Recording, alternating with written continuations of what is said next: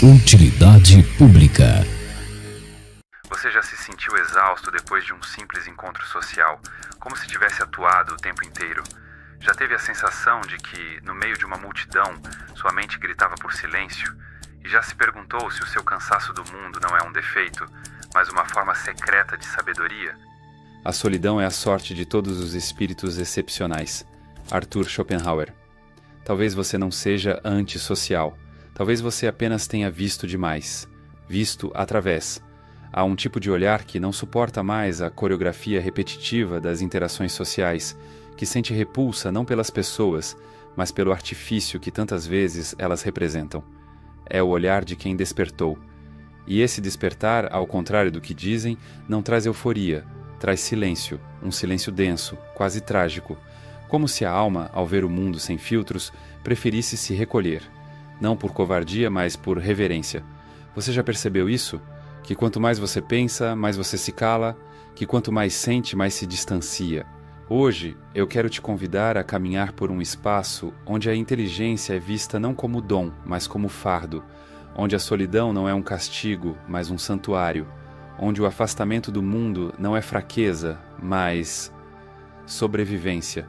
E para isso, caminharemos com um dos pensadores mais sombrios e brilhantes que já existiram, Arthur Schopenhauer, o homem que fez da dor uma lente para a verdade, que enxergou no isolamento a única forma honesta de existir. Este vídeo não é para todos. É para quem já olhou ao redor e pensou, isso não é real. É para quem cansou de sorrir por educação, para quem precisa de uma conversa que não seja só mais uma troca de ruídos, mas um sussurro entre almas.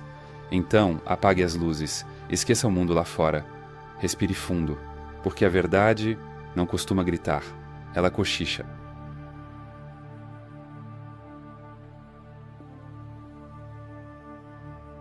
Existe um momento, silencioso e irreversível, em que algo se rompe dentro de você. Não é um trauma, não é uma briga, não é um gesto abrupto de rebeldia. É mais sutil que isso. É o instante em que você entra numa sala cheia de vozes e percebe que nenhuma delas está realmente dizendo algo. E aí você sorri, cumprimenta, comenta o tempo, elogia a roupa, mas por dentro algo se cala. Como se sua alma sentasse num canto da sala e cruzasse os braços, não por antipatia, mas por lucidez. A maioria das pessoas vive de forma tão adaptada à performance social que nem percebe o teatro. Elas atuam com naturalidade, como se ser simpático fosse o mesmo que ser autêntico. Mas você talvez tenha começado a perceber os roteiros, as frases decoradas, o riso que vem no momento exato, mesmo sem graça. O elogio automático, a indignação programada, o afeto performático. E então vem a dúvida, sou eu que estou estranho, ou é o mundo que é falso? A resposta pode doer, mas também pode libertar. Arthur Schopenhauer, com sua lucidez desconcertante, já dizia que o intelecto elevado não apenas compreende mais, ele percebe o vazio das formas. As estruturas sociais, os encontros casuais, os cumprimentos triviais, tudo isso começa a soar como ruído. O homem de talento está naturalmente inclinado à solidão. Schopenhauer.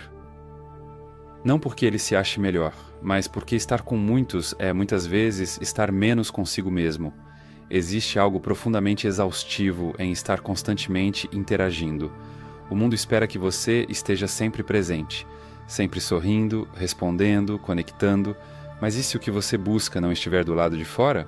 Você já percebeu como certas conversas parecem sugar energia? Como se, em vez de compartilhar pensamentos, as pessoas estivessem competindo por atenção? E que no final de um encontro social, por mais legal que tenha sido, você sai sentindo-se vazio? Não é arrogância, é sensibilidade. E sensibilidade, em excesso, torna-se um fardo nos espaços ruidosos. Mentes profundas percebem o que está por trás do que é dito. Captam o desconforto por trás da piada, o medo por trás do sarcasmo, a carência por trás da vaidade. E esse tipo de percepção torna a convivência superficial, quase insuportável. Você começa a desejar silêncio, mas não o silêncio vazio, o silêncio fértil, aquele onde os pensamentos podem respirar, onde você pode ser sem precisar representar. O mundo social é, muitas vezes, um palco, e quanto mais você enxerga a peça, menos consegue fingir que está envolvido na história. O problema é que a sociedade não entende esse afastamento como sinal de consciência. Ela interpreta como frieza, como antissociabilidade, como problema. Mas a verdade é que, em muitos casos, o afastamento é um gesto de preservação, uma tentativa de manter íntegra a própria sensibilidade diante de um mundo que banaliza o essencial. É claro que isso tem um custo, a solidão pode doer, e o afastamento pode parecer, às vezes, um castigo, mas também há algo de sagrado nisso, um espaço íntimo onde o eu não precisa negociar sua essência para ser aceito. Pessoas mais inteligentes, e aqui não falo só de QI, mas de inteligência sensível, existencial, estética, costumam carregar uma sensação crônica de deslocamento. Como se tivessem nascido em um mundo que fala outra língua. Elas tentam, por um tempo, se adaptar, vestem a máscara, acompanham a dança. Mas chega um momento em que não dá mais. A alma começa a rejeitar o fingimento como o corpo rejeita um veneno. É quando o silêncio vira abrigo. O livro, um amigo, o pensamento, um lugar de descanso. Não, você não é antissocial. Você apenas parou de aceitar migalhas emocionais. Parou de vibrar com conexões plastificadas. Parou de forçar vínculos que não nascem do real. Você começou a exigir verdade. E, infelizmente, isso te torna incompatível com a maior parte do que chamamos de vida social. E tudo bem. Quanto mais inteligente é o homem, mais tende a procurar a solidão. Schopenhauer. Não é orgulho, é instinto. É o chamado de um lugar mais silencioso e mais profundo. E se você tem escutado esse chamado, talvez já esteja na beira de uma verdade que muitos passarão a vida inteira evitando. Antes de continuar, você sabia que existe algo mais perigoso do que o fracasso? É a estagnação silenciosa, aquela sensação de estar sempre ocupado, mas nunca em paz, sempre buscando, mas sem clareza de onde quer chegar. Isso acontece porque muita gente tenta mudar o externo, sem reconstruir a base mental que sustenta tudo.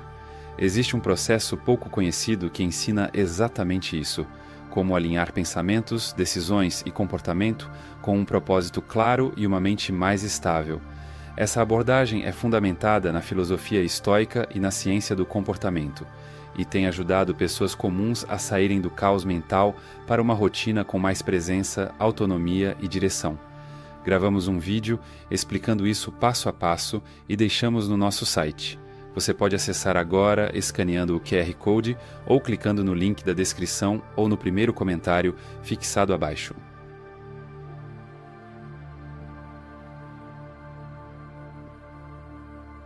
Você já sentiu que pensar é uma maldição? Já percebeu que quanto mais entende a realidade, mais ela parece perder o brilho? Como se a lucidez fosse uma espécie de ferrugem que corrói os encantos da vida. Arthur Schopenhauer entendeu isso como ninguém. Ele não escreveu para confortar, ele escreveu para arrancar as máscaras. E talvez por isso ele ainda assuste, ou melhor, desperte.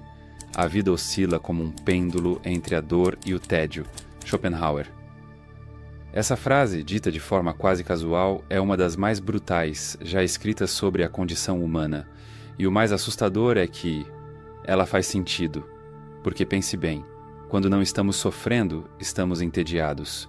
Quando não estamos desejando algo, estamos esperando que o desejo retorne. Vivemos num ciclo infindável entre a fome e o vazio. Desejar, conseguir, perder o interesse, desejar de novo. Schopenhauer chamou isso de a vontade, uma força cega, irracional, incessante, que habita tudo e todos. Ela é o motor da existência, mas também sua prisão. Ela nunca se satisfaz, ela não tem propósito, ela apenas quer. E quer, e quer, como um vício cósmico, do qual não conseguimos escapar. E quem é mais inteligente, quem pensa, observa, analisa, percebe isso com mais nitidez, e sofre por isso. A maioria das pessoas ainda se contenta com os ciclos. Elas não questionam, elas seguem, elas encontram distrações, se agarram a promessas, se entregam a rotinas. Mas o pensador percebe que está correndo em círculos dentro de uma gaiola sem grades, e isso despedaça. É aqui que começa a dor de ver demais. Você enxerga as engrenagens, vê o script se repetindo. Vê as pessoas fingindo que são felizes, que estão no controle, que sabem quem são, e você não consegue mais brincar. Sabe aquele momento em que uma conversa termina e, em vez de se sentir nutrido, você se sente vazio? Ou quando conquista algo que queria há muito tempo e, ao invés de plenitude, sente indiferença? Schopenhauer dizia que a vida não tem sentido em si mesma. O que nos move é a ilusão de sentido. Mas, quando essa ilusão se desfaz, o que resta? Resta o confronto com o real. Cru, escuro, sem maquiagem. A vida é uma tarefa que nos foi imposta sem termos pedido por ela. Schopenhauer. E aqui não há espaço para autoajuda. Não há promessas de felicidade eterna, nem fórmulas mágicas. Schopenhauer não quer que você seja otimista. Ele quer que você seja livre, e a liberdade para ele começa quando você encara o sofrimento não como falha, mas como estrutura. Sofrer não é um erro do sistema. Sofrer é o sistema. E a consciência elevada apenas torna isso mais claro. Por isso, o sofrimento da inteligência não é acidental. Ele é o efeito colateral da lucidez. Quem pensa profundamente, sofre profundamente. Não porque quer, mas porque vê. E ao ver, perde o conforto da ignorância, perde o calor das mentiras convenientes, perde o alívio das distrações. Você já percebeu isso? Que o mundo parece ter sido feito para os que não pensam demais? Para quem consegue rir sem culpa, consumir sem pesar, dormir sem se perguntar o sentido de estar vivo? Talvez seja por isso que tantos gênios pareçam melancólicos. Nietzsche, Cioran, Pessoa, Artaud, homens que atravessaram os limites do pensamento e voltaram feridos. Alguns nem voltaram. Mas há beleza nesse sofrimento. Não uma beleza fácil de vitrine. Uma beleza que se parece mais com o som do gelo quebrando sobre um lago congelado. Fina, ameaçadora, hipnótica. Porque ver demais, sim, dói, mas também liberta. Schopenhauer acreditava que, ao reconhecer que a vida é sofrimento, conseguimos finalmente parar de esperar que ela não seja. E nessa aceitação radical, quase nihilista, começa a possibilidade de paz. Não aquela paz eufórica que se vê nos comerciais de meditação, mas uma paz silenciosa, íntima, quase monástica. A paz de quem desistiu de vencer a vida e começou a apenas olhá-la, com olhos abertos, com alma nua.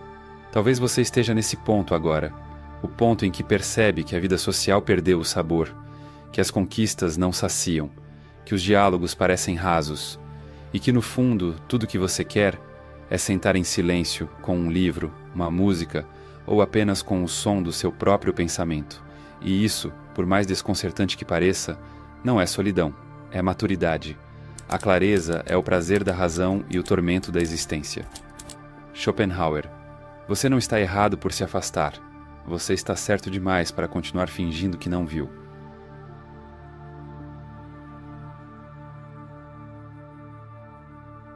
Você já percebeu como o silêncio incomoda a maioria das pessoas? É só entrar num elevador com desconhecidos ou sentar numa sala sem ninguém puxar conversa que o desconforto toma conta. Rapidamente alguém se mexe, olha o celular, faz uma piada, qualquer coisa, desde que o silêncio não se prolongue. Mas por que o silêncio assusta tanto? Schopenhauer tinha uma resposta brutalmente simples, porque o silêncio obriga o ser humano a encarar a si mesmo, e a maioria das pessoas não suporta o que encontra lá dentro. A solidão é o lar dos fortes. Arthur Schopenhauer. Ele não via o isolamento como fraqueza. Pelo contrário, para ele, a verdadeira força está em quem suporta ouvir a própria mente sem precisar anestesiá-la com barulho externo. Mas essa é uma força rara, porque exige coragem para olhar o que foi enterrado, para ouvir a própria angústia sem mudar de assunto, para sentir o próprio vazio sem correr para preenchê-lo com distrações. A maioria vive ocupada demais para perceber o quanto está perdida. O mundo moderno, então, oferece soluções constantes. Notificações, feeds infinitos, áudios de 3 minutos, eventos, encontros, lives, reels, likes. Tudo isso disfarça um pavor ancestral, o de ficar sozinho com a própria consciência. Mas você, talvez, esteja em outro ponto da jornada. Talvez você tenha começado a gostar da solidão, a não só tolerá-la, mas a ansiá-la. E isso muda tudo. Não estamos falando de isolamento por rejeição. Estamos falando de retiro voluntário. de escolher o silêncio porque ele oferece algo que o mundo lá fora não consegue entregar: profundidade. Quantas vezes, em meio ao barulho das redes, você sentiu que estava se perdendo de si mesmo? Quantas vezes, em uma conversa social, você percebeu que estava rindo, mas não estava presente? Quantas vezes, depois de sair de um encontro, você desejou apenas um quarto escuro e um livro que conversasse com sua alma? A verdade é que a mente profunda precisa de silêncio, da mesma forma que os olhos precisam de escuridão para enxergar as estrelas. E Schopenhauer sabia disso. Ele passou grande parte da vida caminhando sozinho, evitando festas, recusando círculos intelectuais. Chamavam-no de misantropo, de arrogante, de insociável. Mas na realidade, ele estava apenas escutando algo que a multidão não conseguia ouvir. A solidão é à inteligência o que o repouso é ao corpo. Schopenhauer. E o que acontece quando você mergulha nesse repouso? No começo é desconfortável, a mente desacostumada grita. Ela quer dopamina, quer estímulo, quer movimento. Mas se você permanecer, se atravessar a tempestade, algo raro acontece. Você começa a ouvir sua voz real, aquela que não repete frases feitas, que não busca aprovação, que não tenta se encaixar. A sua voz, crua, às vezes contraditória, às vezes dolorosa, mas genuína. Ela surge no silêncio como uma música antiga que você tinha esquecido, e, nesse reencontro, nasce um tipo estranho de paz. Não a paz leve dos comerciais de margarina, mas uma paz que se parece mais com um templo abandonado, coberto de poeira, mas que ainda carrega eco de sagrado. Você começa a ver que a solidão é fértil, que é nela que nascem as ideias mais intensas, que os maiores livros foram escritos em silêncio, que as músicas que atravessam séculos vieram de almas que passaram mais tempo consigo do que com os outros, não por antissociabilidade, mas por necessidade. A mente profunda não floresce no ruído. Ela precisa da pausa, do intervalo, da não interrupção. Ela precisa de espaço para imaginar, associar, criar. E esse espaço raramente é encontrado nos encontros sociais diários, cheios de palavras vazias e expressões automáticas. Schopenhauer dizia que quanto mais inteligente alguém é, mais tende a evitar o coletivo. Não por desprezo, mas porque a coletividade, muitas vezes, exige a mutilação da singularidade. E isso não quer dizer que os inteligentes não amem, eles amam profundamente, mas escolhem com cuidado e se entregam não à quantidade, mas à intensidade. São pessoas que preferem um único diálogo real a dezenas de encontros falsos, que preferem uma noite solitária escrevendo a uma festa cheia de gente que não se escuta, que preferem mergulhar no próprio caos interior a flutuar na superfície do mundo. E por isso, muitas vezes, são mal interpretados. Quem não ama a solidão, não ama a liberdade, pois só se é livre quando se está só. Schopenhauer. Essas palavras ecoam como um trovão na noite moderna, porque estamos viciados em presença, dependentes de testemunhas, acostumados a existir apenas quando alguém nos olha. Mas quem já atravessou a solidão até o fim, descobre um tipo de existência que não precisa ser validada, uma vida que basta em si mesma, não por orgulho, mas por autonomia da alma. E aqui está o segredo que poucos contam. A solidão não é o oposto do amor. Ela é o solo fértil onde o amor verdadeiro pode nascer, porque só quem se encontra pode de fato se oferecer. Só quem aprendeu a estar consigo mesmo pode estar inteiro com o outro. Então, se hoje você sente esse impulso de se afastar, se há algo em você que rejeita o barulho, a repetição, o teatro, saiba, não é fraqueza, é despertar. E talvez seja a hora de atender ao chamado, de desligar o mundo por algumas horas, de mergulhar no seu próprio silêncio, de reencontrar o que só pode ser ouvido quando o resto se cala, porque no fim das contas, como escreveu Schopenhauer, é somente na solidão que o homem é verdadeiramente livre, e liberdade, neste mundo de ruído e distrações, é o bem mais raro que existe.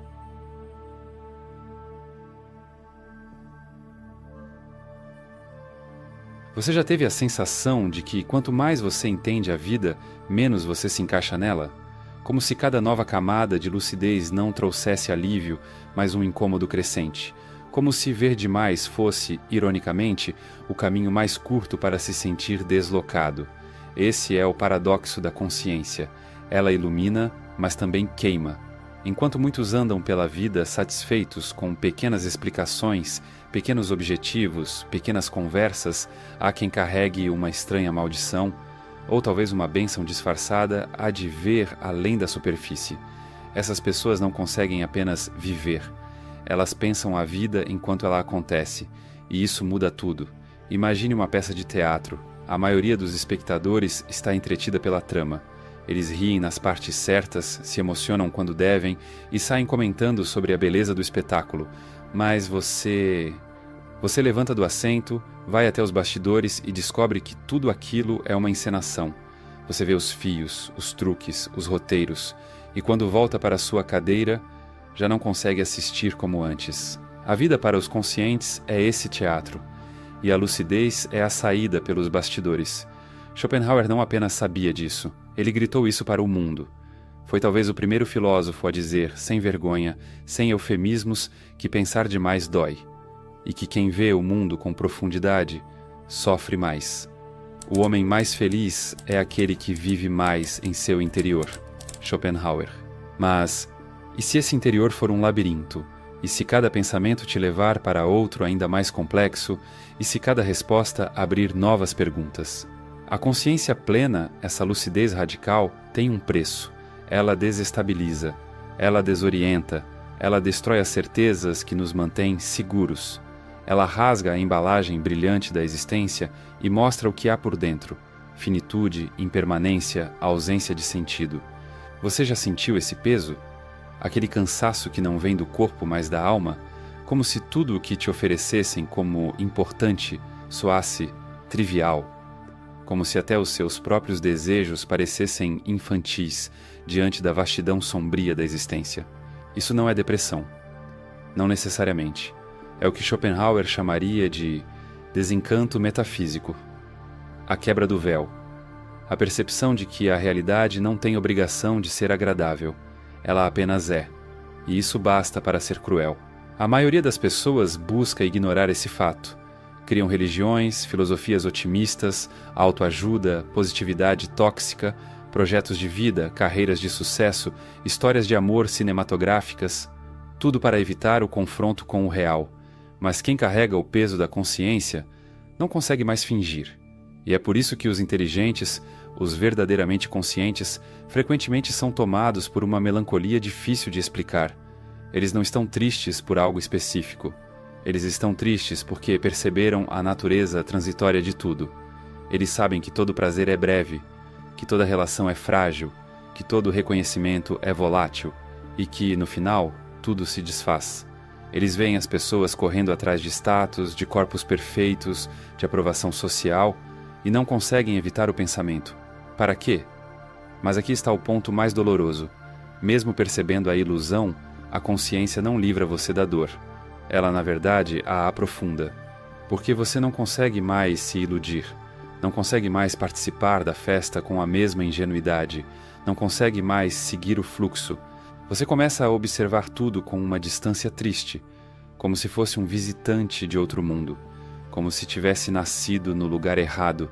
É como estar só, mesmo rodeado de gente, como estar velho, mesmo sendo jovem, como estar cansado, mesmo sem ter feito nada. E é nesse ponto que muitos entram em crise, porque percebem que não há volta. Uma vez que você viu o abismo, ele passa a morar em você, e isso te muda para sempre. Mas há também uma beleza nesse abismo. Schopenhauer não nos deixa apenas no desespero.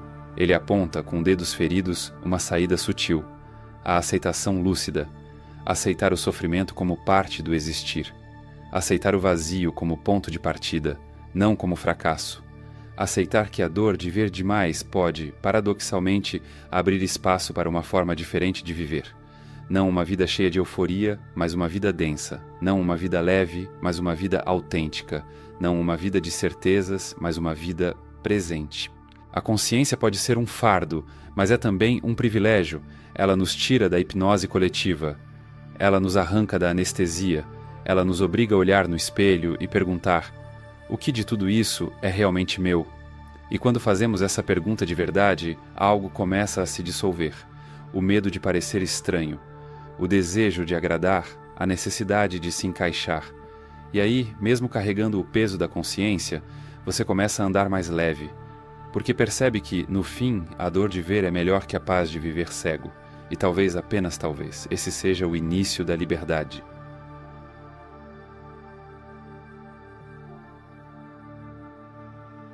Existe um momento na vida de quem vê demais, em que o medo de estar só se transforma, silenciosamente, numa recusa de estar com o que é falso. Não acontece com barulho, não acontece com drama. É como um suspiro que vem depois de anos sufocando. Eu não preciso mais disso. Dessa aprovação, dessa performance, dessa constante tentativa de provar algo para um mundo que nunca presta atenção de verdade. É o início de um tipo raro de liberdade. Não a liberdade de ir e vir, mas a liberdade de ser, mesmo quando ninguém está olhando. E aqui Schopenhauer nos entrega uma das suas verdades mais desconcertantes. A verdadeira liberdade não se encontra no coletivo, na identidade de grupo, na validação externa. Ela nasce no isolamento. E não qualquer isolamento, mas aquele que é escolhido. A solidão é a única liberdade verdadeira. Schopenhauer. Num mundo onde tudo gira em torno de pertencer, desaparecer parece loucura. Mas o que acontece quando esse pertencimento exige a mutilação da alma? Quando, para ser aceito, você precisa deixar de ser inteiro? Talvez a única escolha honesta seja assumir um pouco, não como fuga, mas como afirmação, como uma forma de declarar: eu não vou mais participar da encenação. Você já sentiu isso? A vontade de se afastar não por tristeza, mas por lucidez, de silenciar não por timidez, mas por saturação, de ser invisível não por baixa autoestima, mas porque o brilho que o mundo admira não ilumina nada. É quando a alma começa a desejar o oposto do que sempre disseram que ela deveria querer. Menos holofotes, menos palmas, menos multidão, mais silêncio, mais presença, mais verdade. O isolamento nesse ponto deixa de ser ausência e se torna espaço sagrado, um templo interior onde não é preciso negociar identidade, onde você não precisa se explicar, onde as máscaras caem e pela primeira vez você se reconhece sem adereços. E aqui está o detalhe mais subversivo. Quanto mais você se liberta do mundo, mais você se aproxima de si. Porque o mundo que Schopenhauer criticava com tamanha ferocidade, é uma máquina de distração e diluição. Ele quer sua atenção, seu tempo, sua alma, e em troca oferece pertencimento superficial. A multidão não quer que você pense, quer que você concorde, quer que você sorria no momento certo, que goste do que todos gostam, que diga o que já foi dito 1000 vezes, só que com filtros mais bonitos. Mas e se você dissesse não? E se pela primeira vez você parasse de atender às expectativas de todos os outros e começasse a atender às suas próprias perguntas? Sim, isso vai afastar gente. Sim, vão te chamar de estranho, de arrogante, de frio. Mas talvez o preço de ser verdadeiro seja justamente esse: ser mal interpretado por quem só sabe reconhecer máscaras. Schopenhauer não via a solitude como ausência de vida. Ele a via como o único lugar onde a vida podia finalmente acontecer, onde você pode pensar sem censura, criar sem interrupção, sentir sem necessidade de tradução. E essa liberdade é perigosa, porque ela não pode ser controlada. Ela não serve ao sistema, ela não gera lucro. Uma pessoa livre assusta, porque ela é imprevisível, não se vende fácil, não sorri por obrigação, não aplaude o que não acredita e, acima de tudo, não pertence. Mas é nesse não pertencer que nasce uma nova forma de existir, uma forma mais crua, mais solitária, sim, mas também mais digna. Você começa a escolher com quem se conecta, o que lê, o que escuta, o que consome, onde coloca sua atenção, seu bem mais valioso, e quanto mais você escolhe, mais você percebe que a multidão vive no automático, enquanto você vive acordado. É um caminho sem volta, mas também é o único caminho que leva para dentro, para um território onde a vida não é medida por métricas, likes ou conquistas, mas por coerência.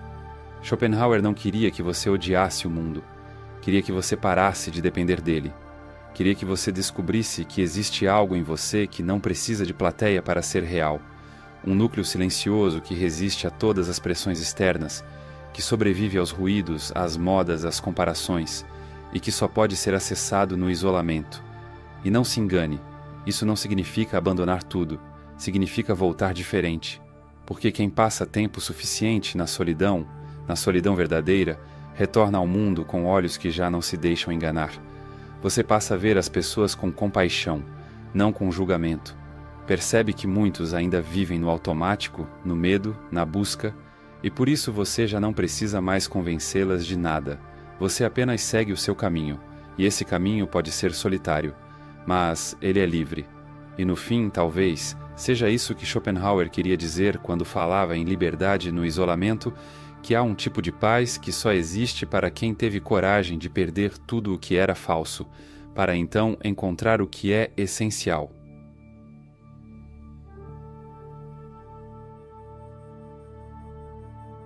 Ao longo desta caminhada silenciosa, entre pensamentos afiados e emoções não nomeadas, talvez você tenha sentido algo que o mundo tenta suprimir, uma identificação secreta com o desconforto, porque no fundo você sempre soube que havia algo errado nesse excesso de barulho, nesse teatro diário, nessa obrigação de estar feliz, de estar visível, de estar em grupo.